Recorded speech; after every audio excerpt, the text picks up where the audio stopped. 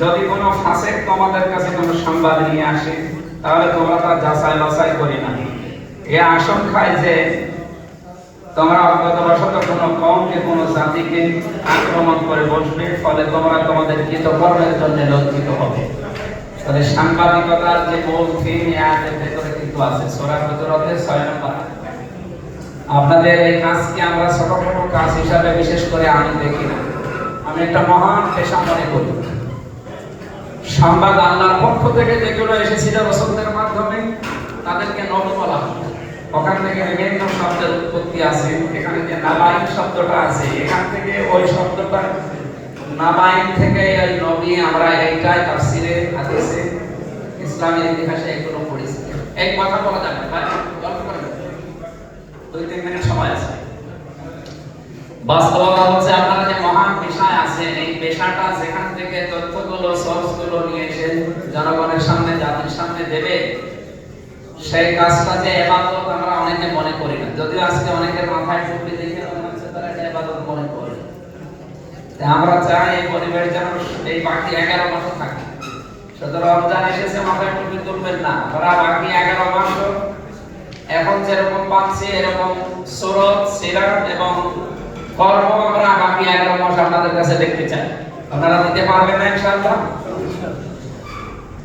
এখন যে সামনে সময় আসতেছে বা যে নির্বাচনটা হয়ে গেল, এই বিষয়ে আপনারা কিছু প্রশ্ন দিয়েছেন। তার আগে আমি কয়েকটা কথা আপনাদের শোনাতে চাই।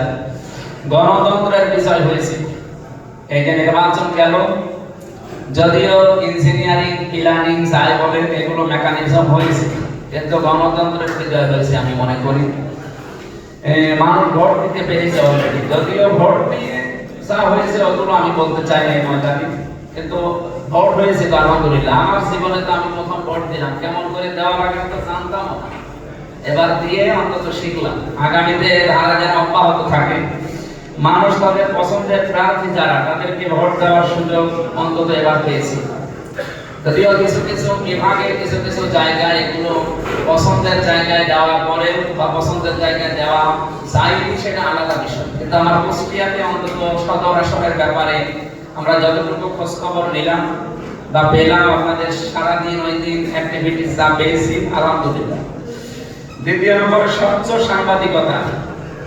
অসংখ্য পরিশ্রমী এবং মেধাবী যোগ্য সাংবাদিকদের কারণে কুষ্টিয়াতে স্বচ্ছ সাংবাদিকতার ধারা রচিত হয়েছে আলহামদুলিল্লাহ।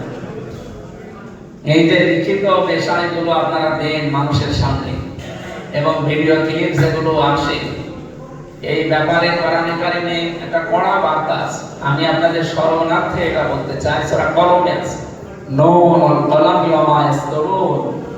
আল্লাহ তাআলা বলেন, হে নবী আমি কলমের কসম করলাম।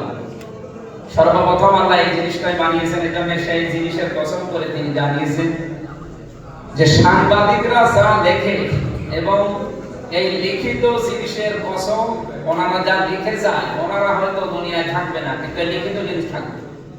এই জন্য আপনাদের কসম দিয়েছে, আর আপনারা যা লিখে যান ওই লিখিত জিনিসের কসম দিয়ে এখানে অনেকগুলো কথা আল্লাহ আমাদেরকে জানিয়েছে। এজন্য যা লিখবেন এইটাই হয় আপনাকে জান্নাতে নিয়ে যাবে, অথবা এটাই আপনাকে জাহান্নামে নিয়ে যাবে। এটাই আপনাকে হয় মানুষ বানাবে, না এটাই আপনাকে অমানুষ বানাবে। নিরপেক্ষ সাংবাদিকতার বিষয়ে আমার জন্য নয় বা কোনো নির্দিষ্ট ব্যক্তির জন্য নয়, বরং দেশ ও জাতি এবং রাষ্ট্র তথা সংবিধান স্বচ্ছতার পক্ষে থাকার কারণে এই যে বিজয় আমাদের কুষ্টিয়ার 3 আসনে, 2 আসনে, 4 আসনে, আমাদের জামাত ইসলামী সহ আরো বিভিন্ন আসনে এটা সম্ভব হয়েছে। সর্বোপরি আমি আন্তরিকতার সাথে সালাম ও সালাম জানাচ্ছি কুষ্টিয়ার সাংবাদিক বন্ধুদের। আগামীতে আমরা চাই আপনারা স্বচ্ছতা ধারাবাহিকতা ঠিক রাখবেন। কোনো ব্যক্তি কোনো গোষ্ঠী কারো দিকে ঝুলে পড়বেন না, ঝুঁকে পড়বেন। অন্যায় যেটা অন্যায় বলা লাগবে, ন্যায় যেটা ন্যায় বলা লাগবে। আমি ঢাকা থেকে আসার পরে কয়েকটা জিনিস দেখলাম কুষ্টিয়াতে, তার ভেতরে হাসপাতাল যাবে, এর যতগুলো অনিয়ম আমি 100 মিলে ওই সময়ই দিতে পারতাম, কিন্তু কিছু কিছু মানুষ ওনারা বলছে যে কিছু হবে না, কিছু হবে না। এই ধারণাটা এসেছে আপনাদের কাছে, কারণ এর আগে যারা ছিল তারা এরকম কিছু বলার পরে হয়নি, আর আপনারা ওইভাবে লিখেছিলেন, এই কারণে তাদের এই বিশ্বাস যে কিছু হবে না। আমি সাফ বলছি, আমার এক কথা কিন্তু 100 কথার সমান। অত কথা আমি বলি না, আমি যা বলবো সেটা চেষ্টা করবো করা। সরকারি দল বিরোধী দল আমি বুঝি না। সাংবাদিক ভাই বলছিলেন না সাগর ভাই যে আমার 4.5 লাখ ভোটার সবাই আমার, কে ভোট দিয়েছেন কে দেননি ওটা অতীতের 5 জিনিস বাদ দিন। আমি আগামীতে 5 বছর যদি থাকি এই 4.5 লাখ মানুষকে আমার নিজের আপন ভাই আপন বোনের মতো আমি চালাতে চাই। আপনাদের সাহসিকতা এবং সাহায্য খুব দরকার সামনে। আপনারা আশা করছি সত্য এবং ন্যায়ের পক্ষে থাকবেন। যেহেতু তার সমাজ দোয়া চেয়ে আজকের মতো আজকের আয়োজনের সাথে সম্পৃক্ত সবার জন্য দোয়া করি। আপনাদের জন্য মন থেকে দোয়া করে শেষ করছি। আমি